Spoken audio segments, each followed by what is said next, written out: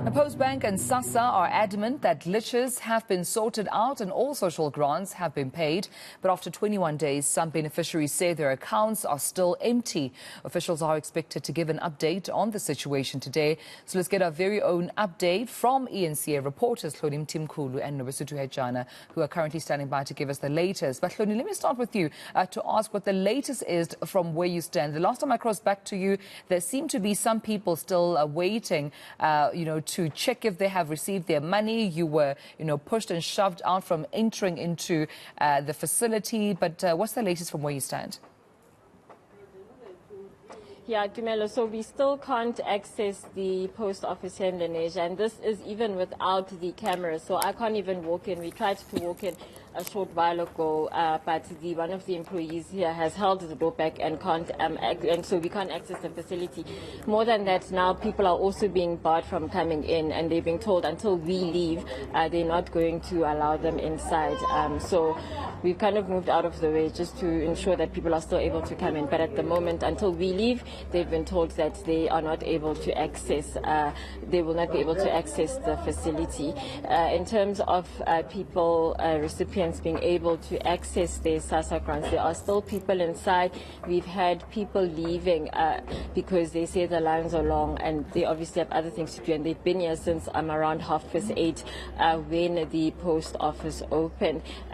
People aren't speaking on camera, and to be fair, we understand, it's just caused a bit of an upheaval, but we have been told that some people are not yet receiving their grants. There are also issues with the cards, and people are trying to change them, so that's also coming into play as well.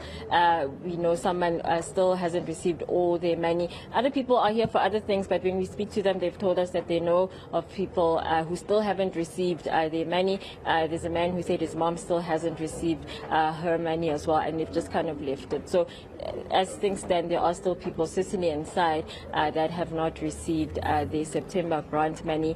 I think they are now being assisted, but since around 8:30 when the post office opened, the people who have left here are mostly for other admin things like their license discs, not the SASSA grants that they were expecting to get.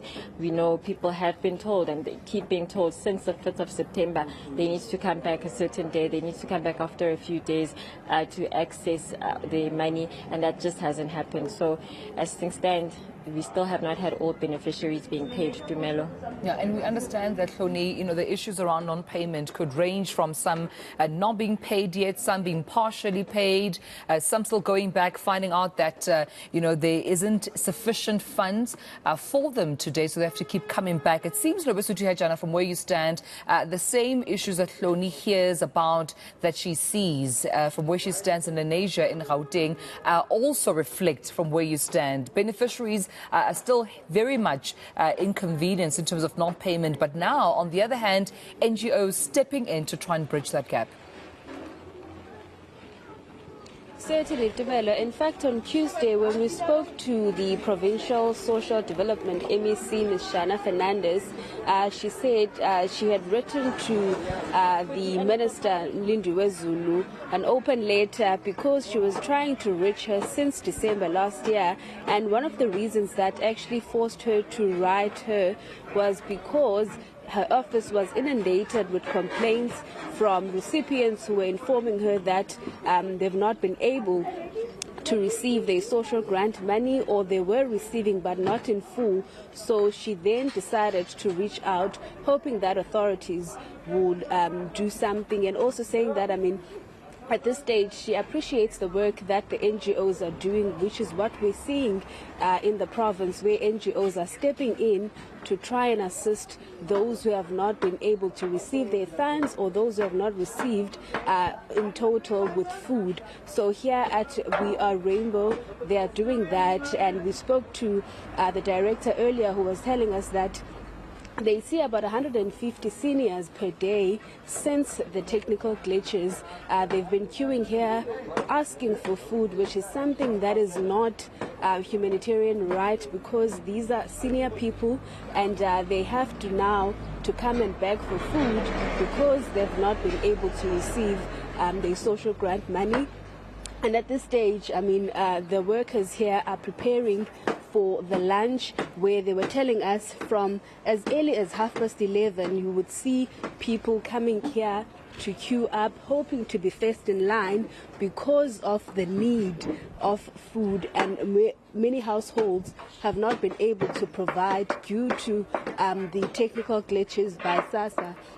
So she was saying that, also they are not funded, so they highly depend on donors, so which is something that is also creating or causing strain from what they're able to do as an organization. So now they're having to dig deep into their pockets to ensure that those who come for assistance, especially the seniors, they are not turned back without any food when they come and ask for those services here. And this initiative, Nobesuthu, goes quite a long way, right? We're talking here about the elderly, we're talking about those living with disabilities, we're talking about those who access this grant money for, their children, some of the most vulnerable, people in our society dependent on this money every single month. And that initiative by some of the NGOs going a long way in trying to assist them because at this point they're quite desperate for these funds. But let me come back to you, Hloni, and just perhaps even reflect on what recipients have been telling you about even their fear of speaking out. I find this particularly, significant to point out, because it seems some are saying that they fear speaking to the media about the inconvenience this has caused, but also the challenges they're experiencing because they may be threatened to not be paid at all, their money for the month. Yeah, just before I get to that, I do want to say, just to point out, we have a group of about 15 people that are standing outside the Lenasia post office. We're not going to show them just because, obviously, just for their own sake, we won't show them. But they are standing outside here. They can't now access the facility because we're here, and they've been told that until we leave, they will not have the door open for them. And I'm not sure that that is a possibility, or that's even allowed, even that's okay. The post office is a public institution under the Department of Communications, and this is broadcasting in the public interest. So, and they have not been able to produce some sort of document to show why we can't be here, but we were just pushed out, and now it's affecting, forget us, it's now affecting other people who've come here for their own business, and that can't be okay. Just in terms of, what we are hearing from people, I think, it's also what Nobesuthu spoke to, that the borrowing of money that is happening, the having to come back and forth over the past 2 weeks, the fear, I think when the numbers started getting less and less from 2 weeks ago, people weren't so keen to talk, and we've had to kind of try and get people to speak and try and explain to them what's happening, or try for them to explain to us what is going on, what they are being told. And even today, there are still people that are telling us that they are being told to go somewhere else, and then their money will show up there, and others that just have not been able to access their money. So it is ongoing.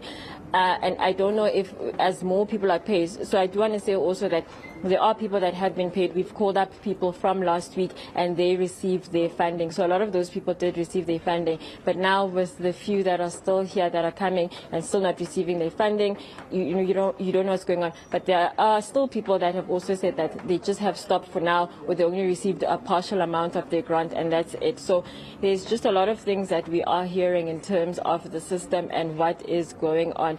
But it just does seem that for ordinary South Africans who have to access the grants, that it is very difficult for them, or there are difficulties for some people to access their social security grant. Dumelo. Yeah, what you're saying right now about some beneficiaries, or at least those coming to the Postbank to conduct their business of the day, not being allowed because of media presence. I'm not sure if that's acceptable, Hloni, at this stage, because they have nothing to do with what's going on. If anything, if they're part of the beneficiaries that have not been paid yet, their monies, they should be inside consulting at this stage, not wasting time outside because of some form of a resistance against media. And this could also be seen as trying to censor media, because it seems the pushback is saying that until you leave, until ENCA leaves the Lenasia Postbank, they will not be assisting those people in that sense, kind of a tit for tat. So we will continue following through with those developments in Gauteng. But Nobesuthu, I want to come back to you, Because while we talk about what the beneficiaries are going through, while we almost reflect on their lived experiences at this time, 21 days on, and some people are still waiting for their payments, the question comes back again if there's any communication whatsoever from the department as to what is happening and how they plan to resolve this matter quickly. From where you are in the Western Cape, provincially, have you heard anything at all? Well, we do know that the Western Cape Social Development, the MEC, Ms. Hejana Fernandez, was saying that she was disappointed that Minister Nobesuthu did not called an urgent meeting with all MECs across the country to give a way forward as to how provinces should deal with this issue. And the fact that they've been met with silence, she believes that there's more to it than this so-called technical glitch. But I mean, you would remember, Tumelo, on Tuesday we spoke to Ms. Edna Peterson, who was saying that her husband had not yet received his social grant money. In fact, I called her yesterday to find out whether there's been an update, and she told me that the husband was told to try on Friday because he did go to a Sassa branch yesterday, and he was still told that there were no funds in his account. And in fact, with Mr. Frederick that we spoke to earlier on, he showed us his papers where he went several times to a Sassa branch or a Postbank, where he was also told that there were no funds. In fact, whenever he tried to try and make a transaction to his account, it showed declined. And after that, it was after a week where he received half of his social grant money, and when he went back, he was told that there were insufficient funds. So at this stage, I mean, he's still unsure whether he'll be able to receive his money next month with the balance that he's owed, and talking about the fact that this is a stressful time for seniors, and not only seniors but those who are solely dependent on the Sassa social grant money. Hence, they are dependent on these organizations now to get food or to get assistance. Moimana was also telling us earlier that people come here with 2-liter buckets of the ice cream container, hoping to get more food, so they can't deny them, so they are forced to fill those containers with food because they understand the need of food, that these people are struggling and they've got nowhere else to go.